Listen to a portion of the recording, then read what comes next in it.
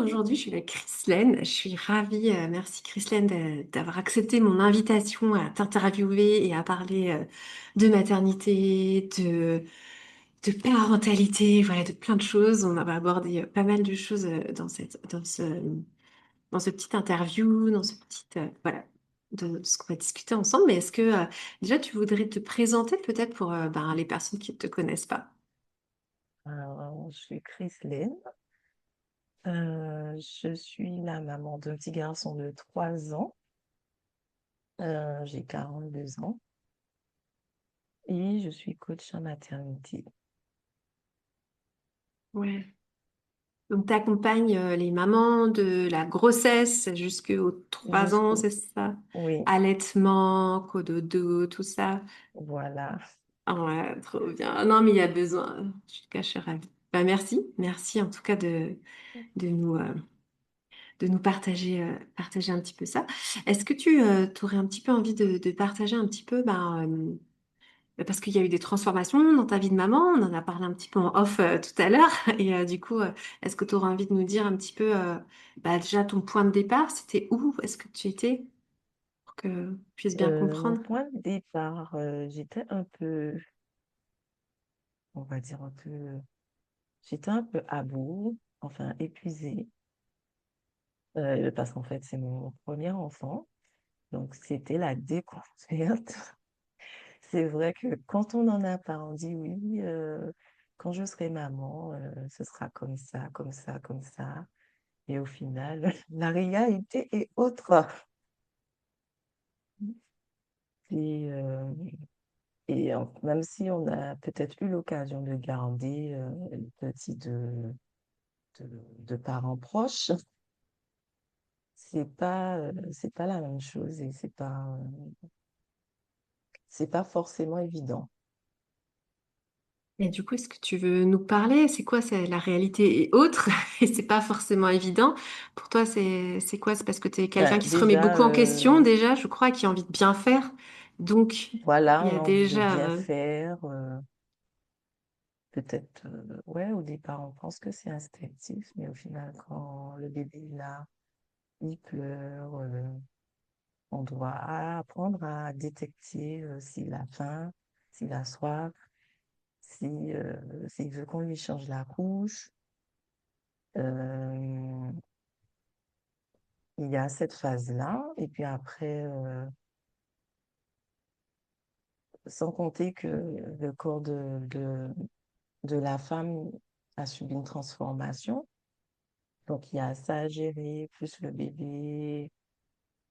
Et après, il évolue, donc il faut tout le temps se réadapter à l'évolution parce que c'est plus les mêmes besoins, c'est plus les mêmes réactions.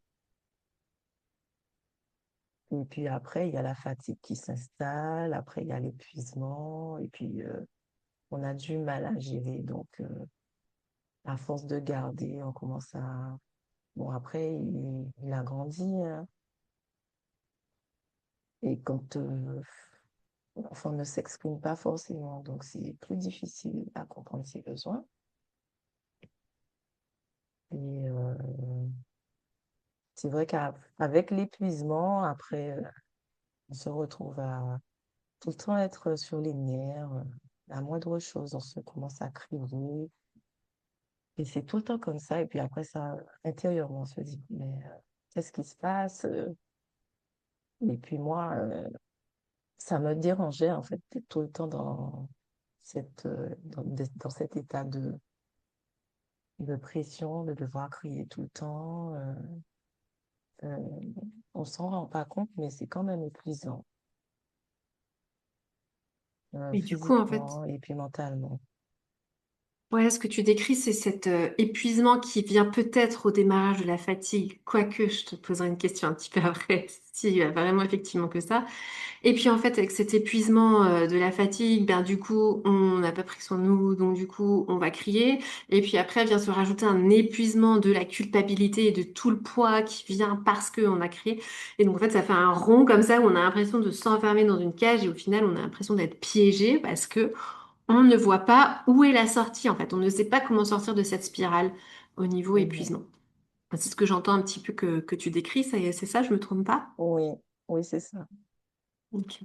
Et du coup, bon, moi j'ai un petit avis sur la question, mais je vais te demander ton avis. On parle souvent de l'épuisement au niveau fatigue, sommeil, mais pour toi, est-ce que c'est la première cause? Est-ce que c'est la deuxième cause? Est-ce que c'est 50-50 avec autre chose? Et ce serait quoi ce autre chose si jamais? Euh, D'après toi, il vient d'où cet épuisement? Oui, il y a cet épuisement-là, mais ça vient d'autre chose parce qu'en fait,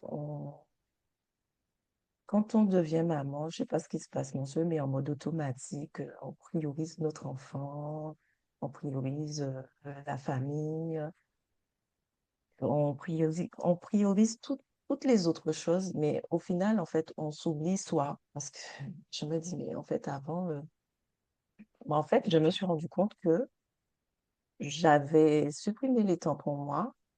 Et en fait, moi, j'ai besoin de ce temps-là pour pouvoir me retrouver, en fait, je sais pas comment dire, mais euh, parce qu'en fait, je faisais tout avec mon fils. J'allais faire mon sport avec mon fils, c'est bien hein, de faire tout avec son enfant, mais à un moment donné, il faut qu'on trouve un temps pour soi, où on se calme, un rendez-vous pour soi, rien qu'avec soi. Et quand j'ai justement commencé à faire ça, je me suis rendu compte que là, ça commençait à aller un peu mieux. Je commençais à redescendre un peu parce qu'effectivement, la société fait que des fois, on se met à courir à gauche, à droite, à gérer des choses. Même pour les activités extrascolaires, je me suis dit, je ne veux pas plus de deux parce que sinon, après, je me retrouve à courir tous les week-ends. Il faut l'emmener là, après ça, là, machin. Il faut. C'est juste pas possible. Oh, c'est pas possible, non. Ouais, d'accord. Et du coup, tu parles bien de... Ce que j'entends derrière, c'est qu'il y a cette tension entre l'envie d'être maternante, de faire tout avec son fils, d'être présent, de le nourrir, et en même temps, ben, on a déjà échangé en avant, il me semblait que tu me disais que toi, tu étais assez introverti. Introverti, c'est pas, ça veut dire que ben, je me repose quand je suis seule. Voilà, ça, c'est là Voilà, que c'est mon ça. énergie remonte. Ce n'est pas du tout un défaut.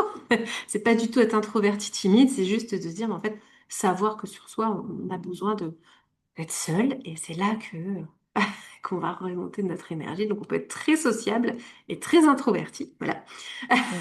Mhm. Et, et c'est ok, et c'est ok. Et bref, et du coup, bah, en fait, il y avait ce décalage en fait, et c'est peut-être ça aussi qui a créé l'épuisement. De, en fait, on a une idée du maternage proximal. Alors je sais que bah voilà, toi, en plus, t'es dans ce métier-là. En fait, est-ce qu'on a un petit peu cette idée-là qui peut être parfois enfermante en fait? Parce qu'en fait, on n'arrive pas à... Enfin, le maternage, on le voit presque à l'extrême. Je ne sais pas si toi, tu as cette impression-là, où finalement, la maman n'existe plus. Ben, oui. Moi, je pense que la majorité des mamans ont cette vision-là. Et justement, je crois que c'est ce que j'ai dû, je pense que c'est ce que ma mère a dû me transmettre et que je voulais retranscrire. Et au final, je me suis rendu compte que ça ne me correspondait pas Ou que et c'était pas possible. que c'était Au pas choix. possible, Peut-être. que Peut-être. c'était pas possible. Et puis, je pense aussi que la maternité aussi fait remonter en fait les vraies valeurs qu'en fait qu'on a. Et je pense que c'est ça aussi qui a dû remonter en fait à mon niveau. Parce Ok. qu'effectivement, ouais, quand j'ai travaillé sur mes valeurs, je me suis rendu compte que ça évoluait. Peut-être que dans quelques années encore, ça va encore évoluer, mais il y a eu des changements au niveau de mes valeurs. Et bah, je sais que dans mon programme, je parle beaucoup de la boussole éducative et les valeurs sont un des éléments de cette boussole éducative. Et du coup, toi, bah, le fait d'avoir, là tu parles, du coup, tu as travaillé tes valeurs. Est-ce que, en quoi, bah, en fait, avoir de la clarté sur tes valeurs, donc sur une partie pour moi de cette boussole éducative, ça a un impact sur ta vie de maman. Ben, oui, je pense que vraiment les valeurs ont un impact sur la vie de maman parce qu'en fait, on se pose et on se remet en question et après on s'assoit, on se demande qu'est-ce qu'on veut vraiment transmettre à notre enfant et quel type d'éducation que je veux avoir pour mon enfant. Et en fait, il faut vraiment que ce soit en accord avec nos valeurs parce que sinon après, on- ce sera pas possible de les tenir puisque ça, on va sentir qu'il y a un déséquilibre en fait. Et, en fait, le fait de travailler sur la boussole, ça m'a permis de me rendre compte, de poser en fait clairement ce que je voulais transmettre au niveau de l'éducation de mon enfant. Et c'est vrai que je suis très dans l'observation et l'analyse. Quand je passe du temps avec lui, je regarde comment il fonctionne, comment il évolue. Bon, c'est vrai que non, il en grandit, donc il y a eu la phase où il parlait pas du tout, où il parlait très peu, et la phase où il s'exprime. Là maintenant, il s'exprime, il sait s'exprimer, donc il dit non, Ouais, ça on l'a tape vu tout des à l'heure, il est pieds, trop mignon. Trop mignon. ça commence à s'affirmer, donc là, c'est une autre posture qu'il faut avoir et, euh, et poser les bonnes questions aussi, savoir qu'est-ce que tu veux, comment tu te sens. Maintenant qu'il parle, donc, est-ce que tu as fait ta sieste? Non. Donc, je sais que il faut que je me prépare parce que émotionnellement, ça va être très chaud. Donc, c'est des petites choses comme ça. Et puis, et surtout, Et, niveau bien-être, j'essaie de lui, parce que, en fait, parce qu'en fait, mon fils, il m'a jamais vu maquiller. Donc, j'ai recommencé à me maquiller et puis je vais été le chercher à l'école et puis il me dit, oh maman, tu as du bleu sur les yeux. J'ai dit, oui, oui, chérie, c'est du maquillage. Parce qu'en fait, il n'avait pas l'habitude de me voir maquiller. Donc là, maintenant, il commence à... Donc, il a compris. Donc, je prends soin de lui au niveau des ongles, des petites choses comme ça. Des choses forcément que mes parents ne faisaient pas, en fait, avec moi, pour lui montrer qu'en fait, c'est important de prendre soin de soi.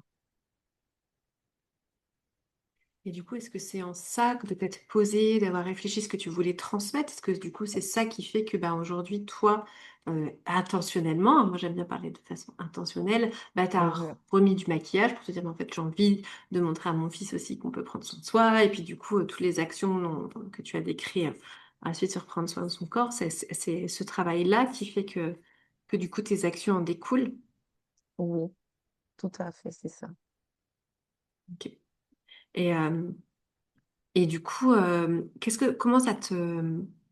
Bah, du coup, tu as mis en place ces actions, etc., des choses qui sont importantes pour toi. Encore une fois, Oui, ça peut être moins important pour d'autres, mais pour toi, c'est important. Et du coup, est-ce que du coup, toi, tu as l'impression du coup d'avoir enfin, d'aller quelque part, tu vois, de ne plus nager comme ça en disant il faut tout que je fasse, tu vois, le fait de t'être posé, te dire oui, bah ok, ouais. est-ce que Oui, le fait d'avoir cadré les choses, c'est plus clair. Et puis, je mets des actions en place dans le sens, en fait, que, justement, au niveau, en fait, par rapport à la boussole que j'ai travaillée. d'accord, ouais. Et du coup, moi, je trouve ça très intéressant parce que j'aime bien dire, en fait, on est maman avec qu'on est à l'intérieur. C'est-à-dire, on va pas aller chercher des ingrédients chez les autres Oui, pour donner à notre enfant. Et je trouve que mhm, c'est un super exemple, ça, parce que du coup, quand on travaille avec ce qu'on est à l'intérieur, bah, du coup, c'est déjà plus léger, parce que ça nous appartient. On n'est pas obligé d'aller le chercher quelque part, essayer de l'intégrer et le donner. Donc ça, c'est beaucoup d'énergie. Et puis en plus, j'aime bien dire que en fait, quand on est parent, on transmet qui on est. En fait, c'est ça l'éducation. En fait, là, c'est pas faire rentrer dans une case où mon enfant doit remplir toutes les cases. C'est vraiment de la transmission de choses qui nous enthousiasment. Je parle beaucoup de fun aussi dans cette vie oui, de maman. Et du coup, est-ce que toi, tu le ressens en fait, du coup, dans le fait de transmettre les choses qui toi te font du bien parce qu'elles sont importantes pour toi?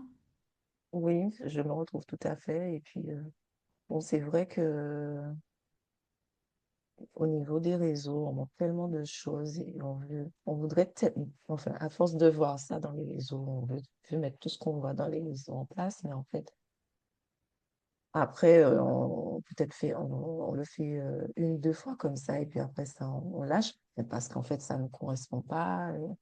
Donc, en fait, moi, en fait, j'essaye, et puis je vois si ça me convient. Si ça me convient pas, je laisse, en fait. Et du coup, à quel, enfin, en fait, mon travail, c'est justement de faire ça, c'est de sortir un petit peu de l'épuisement, d'arrêter d'éduquer dans l'urgence, en gérant des problèmes et en étant dans une posture plus d'impact, qui est plus reposante, plus ciblée, plus intentionnelle. En Mhm. quoi, toi, ça te parle, ce fait d'être une maman impactante? Est-ce que c'est quelque chose tu as plus de clarté sur ce concept maintenant? Oui, maintenant j'ai plus de clarté parce que mais comment on impacte son enfant? Non, justement, en créant l'éducation qui nous correspond avec les valeurs, nos valeurs, avec les valeurs de la famille qu'on a décidé. Et enfin, en fait, c'est un modèle en fait pour l'enfant. Et c'est une façon aussi de lui montrer que tout est possible. Peut-être que là, étant là, à l'âge de mon fils, il comprend pas forcément, mais en grandissant, à force, justement, de toute façon, il va falloir adapter puisque il va grandir, il va devenir adolescent. Là, ce sera d'autres défis à relever. Ou pas? Peut-être que, J'aime bien. ou pas. Ou pas, parce que si on le Bon, prépare oui, maintenant, si on le hmm, prépare, peut-être qu'il n'y en aura pas, mais bon, il y en aura, effectivement, mais nous, on sera il y a prête, on toujours aura compris notre posture. l'extérieur, l'influence des camarades, des autres, on ne sait jamais. Hmm, Mais peut-être que des fois, sur le coup, l'enfant ne comprend pas. Et avec l'âge, après, je pense qu'ils comprennent. hmm. Mais tu vois, c'est intéressant là quand tu parles de l'éducation justement à l'adolescence, tu dis ah bah il y aura l'influence des camarades, etc.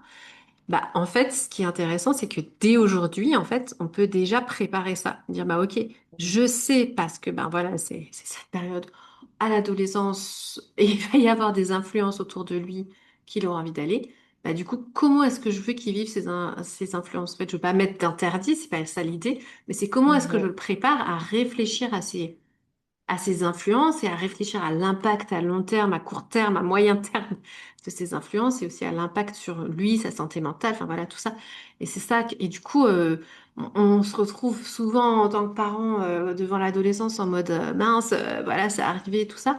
Mais en fait, on ne pense pas que ben, justement, être une maman impactante, ben, une maman impactante a une vision de l'adolescence, elle se dit, bah ok, mon enfant va peut-être passer par ces périodes-là, peut-être ou peut-être pas, mais en fait, qu'est-ce que j'ai envie qu'il ait comme équipement? Pour certains, ça va être ben, d'avoir un esprit critique, par exemple. Pour d'autres, ça va être important qu'ils aient cette notion de responsabilité, d'assumer ses erreurs, de savoir que ben, chaque action a des conséquences. Pour d'autres, Mhm. ça sera encore autre chose. Et c'est ça qui est intéressant, en fait. Quand on est une maman impactante, en fait, on peut, parce que du coup, on équipe nos enfants. Et c'est un petit peu cette question que j'avais aussi envie de te poser, c'est on passe de gérer des urgences à équiper les enfants. Est-ce que toi, c'est quelque chose, tu as eu ce sentiment de passer en mode dans ta vie de maman? Oui, oui, oui, tout à fait. Parce qu'effectivement, j'ai été beaucoup plus à l'écoute. Et du coup, là maintenant qui s'exprime, en fait, je pense que la communication aussi, elle est importante. Beaucoup parler, beaucoup communiquer. Et même si c'est pas parce en fait, qu'il a que 3 ans, mais je parle tout le temps, et je lui explique des choses. Et à chaque fois, je lui dis, tu comprends ce que je veux te dire? Surtout, à cet âge-là, c'est pourquoi, maman, pourquoi. Donc, en, en fait, mais, à cet âge-là, quand on répond, il faut dire pourquoi derrière. Ouais, ouais. Et en fait, j'ai compris que il a besoin de ça, donc j'essaie au maximum de lui apporter des réponses et de lui expliquer pourquoi. Et même quand je le reprends ou que je le corrige, je lui demande, est-ce que tu as compris pourquoi? Est-ce que tu sais pourquoi maman a fait ça? Et il me répond oui. D'accord, merci. Et du coup, c'est aussi, j'ai envie de dire, enfin, je veux faire un lien hein, avec ce qu'on met aussi dans la boussole éducative, on met aussi les forces de la maman pour, comme on a dit, éviter d'aller Mhm. chercher là où on n'a pas nos choses, on n'a pas nos atouts, mais de quoi capitaliser sur ce qu'on a. Et toi, tu es une maman très à l'écoute, très dans la communication. Est-ce que tu as d'autres forces ou atouts que tu as pu détecter en tant que maman? Euh, j'avoue que je fais un peu jouer ma créativité, hein. Ouais, créative, J'essaie d'accord. j'essaie d'être créative dans ma parentalité. C'est vrai que au début, j'aime beaucoup cuisiner et c'est vrai que bon, depuis petit, mon fils était avec moi en cuisine à quatre pattes et en paix. J'avoue qu'au début, ça me frustrait un peu qu'il soit avec moi en cuisine, mais là maintenant, je le vois autrement. Je Et me du dis qu'en fait, c'est une manière pour moi de lui transmettre quelque chose. C'est un plus. Et tellement que maintenant, comme il est tellement avec moi en cuisine, quand j'oublie de faire une étape sur un truc, il me dit, ah non, non, maman, il était en train de faire une tarte et j'étais en train de mettre l'appareil à tarte. Ah non, non, maman, tu as oublié de piquer la tarte. J'ai dit, ah, c'est vrai, tu as raison, chérie. Donc, tu veux faire? Oui, oui, oui. Donc, Trop bien, trop bien. Finalement, donc c'est ça, c'est c'est changer une... un peu nos lunettes sur les choses qui nous frustrent. Ça ne veut pas dire qu'on ne Mhm, doit pas comprendre pourquoi ça nous frustre. C'est toujours intéressant mhm. de savoir. Oui, Et du coup, d'y mettre le regard d'impact, en fait. Ok, c'est une occasion d'apprendre ensemble. Mais parallèlement, tu as remis ensemble des moments solo pour toi. oui, C'est ça. Ne l'oublions ouais, c'est pas. ça. Il ne s'agit pas que de toujours réajuster, etc. Il s'agit aussi de se dire, mais en fait, qu'est-ce que j'ai besoin, en fait, moi?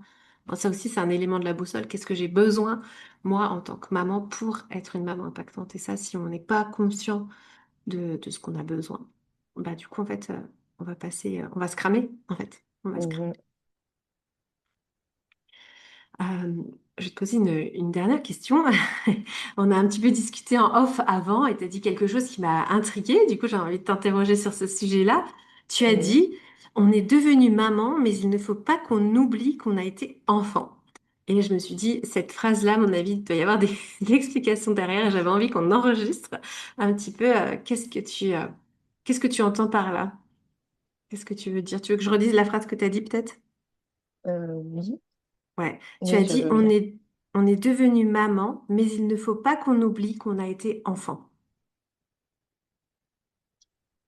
Ce que je voulais entendre par là, c'est vrai que effectivement, on a grandi, on est dans notre vie d'adulte, mais en fait, euh, il faut pas oublier qu'on a été enfant avant d'être l'adulte qu'on est aujourd'hui.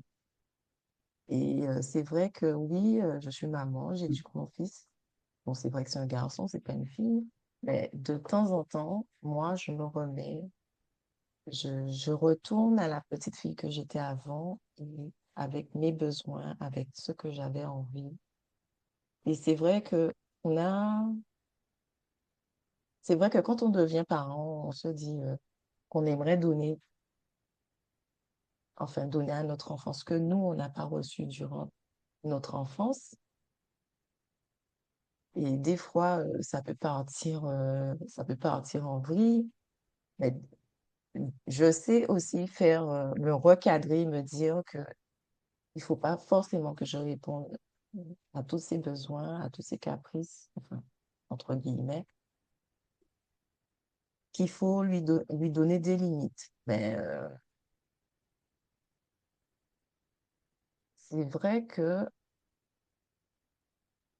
il faut, euh, il faut des fois se replonger dans ça pour ne pas oublier, parce qu'en fait, euh,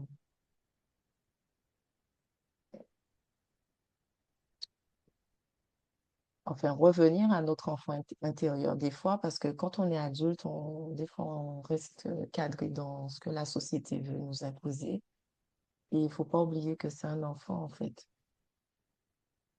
Ils voient pas les choses comme nous, on les voit. Ils sont en apprentissage, leur cerveau il est tout juste en train de se former. Euh, Peut-être que des fois, on pense que l'enfant fait un caprice, mais il faut analyser et comprendre sa journée. Parce qu'à un certain âge, les émotions, il n'arrive pas encore à les gérer. Parce que nous, on est adultes, des fois, on a envie de péter un câble. Mais bon, la société dit que, mais non, il faut que tu te retiennes. Tu peux pas péter un câble comme ça devant les gens. Sinon, ils vont penser que tu es fou ou folle. Donc, nous, on arrive à gérer nos émotions. Mais eux, à cet âge-là, ils n'arrivent pas forcément à le gérer. Voilà, j'entends changer notre regard un peu sur l'enfance aussi et le voir comme un être en construction finalement. C'est un peu ça ce que tu Voilà, dis, c'est j'entends. ça. Mm. Et du coup, se replonger dans ne pas oublier qu'on a été enfant, c'est aussi changer son regard et Et dire, mais en en même, fait, ouais, ouais, mais en j'entends. même temps, qu'on le veuille ou non, il faut qu'on revienne à notre enfant intérieur, parce que l'enfant, c'est un enfant, donc il faut jouer. Donc, quand on joue, c'est notre petit enfant intérieur qui est là présent. En fait, il faut qu'on sorte un peu de notre quotidien de parents d'adultes et qu'on retourne, quand on est avec notre enfant, qu'on retourne à notre enfant intérieur. Et j'avoue que depuis que j'ai mon fils, il y a des choses j'aurais tellement aimé faire que je n'ai pas pu faire étant enfant. Donc, je profite. Trop Je bien. fais des activités avec lui. Donc, je lui propose des activités que même moi, étant enfant, j'ai pas fait. Dernièrement, les dernières vacances, j'ai été faire de l'équitation. Et lui, j'ai fait une séance avec lui de poney. Et il a beaucoup apprécié, même qu'il réclame encore d'y aller, donc d'y retourner. Donc, c'est des petites choses comme ça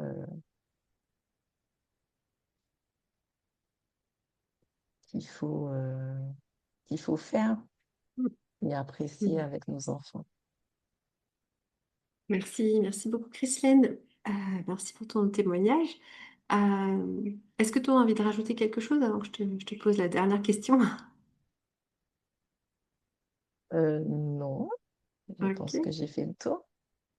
Du coup, je t'ai un peu annoncé en off que cette vidéo-là, elle était pour encourager les mamans. Et qu'est-ce que tu aurais envie de dire à une maman qui hésite à se faire accompagner?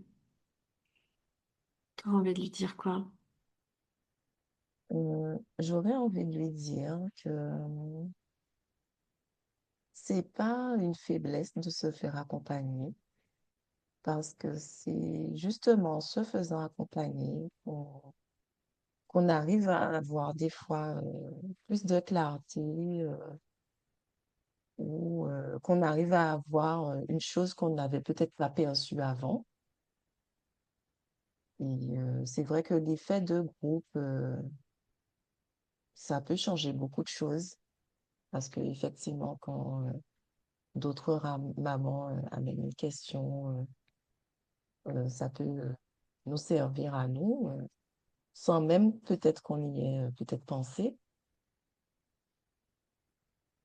Mais moi, je trouve que c'est important de se faire accompagner parce que, en général, effectivement, depuis que j'ai été maman et que j'ai justement démarré mon activité, j'ai eu à faire beaucoup d'accompagnement et je me suis rendu compte qu'en fait, à force d'échanger, de partager, de parler, de discuter, il y a des choses que j'avais pas forcément vues en moi ou peut-être des choses auxquelles peut-être que j'aurais même pas pensé. Et finalement, ça m'a beaucoup aidé à avancer justement au niveau de ma parentalité. Et même si au niveau du groupe, on avait un peu des enfants d'âge différents, je crois que je suis la seule à avoir un enfant aussi petit. Mais ça m'a permis d'avoir une vision de l'évolution euh, par rapport à ce que mon fils allait avoir. Moi, j'aime bien, bah, ouais. Enfin, moi, j'ai trois coachs en ce moment, donc clairement, je crois en pouvoir de l'accompagnement. Et puis, bah, en fait, c'est en tant que maman, tu vois, je dis pas travailler avec moi, même si probablement c'est ce que j'aimerais, mais je me dis, si on se pose une question, ben, travailler avec toi, Christelle, travailler avec quelqu'un qui nous parle, ben, je trouve que ça fait tellement du bien. Enfin, moi, je parle très, très souvent aussi des sujets de parentalité et c'est très élevant, en fait, d'avoir toujours cette réflexion active. Euh, je trouve ça, je trouve ça passionnant. Voilà. Mm. Merci, merci beaucoup, Christelle. Ben, merci à Ah, toi, Noémie, de m'avoir invitée. avec grand plaisir. Merci à toi. Et puis, bah, écoutez, je vous dis à bientôt pour une prochaine vidéo et merci vraiment pour ton témoignage, Christelle. Salut!